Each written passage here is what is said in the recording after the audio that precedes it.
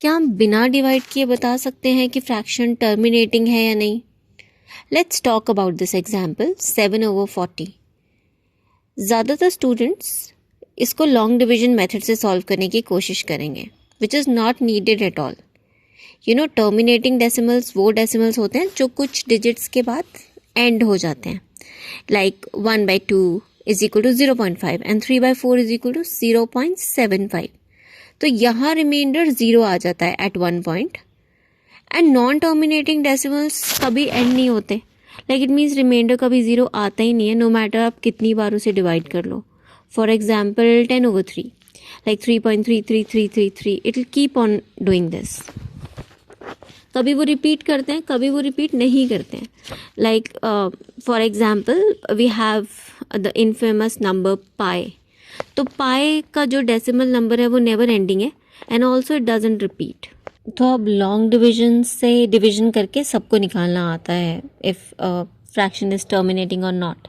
But let's learn a quick trick for this. बस एक rule, अगर डिनोमिनेटर सिंपलेस्ट फॉर्म में सिर्फ 2 और 5 से बना है तो डेसिमल टर्मिनेटिंग होगा।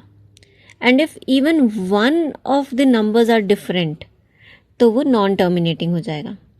Like let's take our old example 7/40। तो 40 का प्राइम फैक्टराइजेशन करने पे हमें मिलता है 2 टाइम्स 2 टाइम्स 2 टाइम्स 5। तो ये सिर्फ 2 और 5 से बना है, so this is a terminating fraction. It means when you divide 7/40, एक पॉइंट पे रिमाइंडर 0 आ जाएगा and the decimal will terminate. Although in 7/12, 12 is factorised as 2 times 2 times 3। तो यहाँ 2 तो है बट साथ में 3 आ गया, so this decimal will not terminate and it will keep going.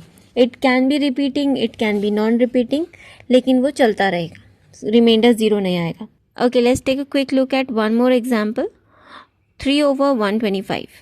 तो again, prime factorization of 125 is 5 times 5 times 5. It's just 5, no other number is there, so this will also be a terminating decimal number. Means no division is required, बस denominator देख के पता चल जाता है if a decimal is terminating और non terminating. Now try these questions and answer in the comments, and for more such tips and tricks, do subscribe my channel. Thank you.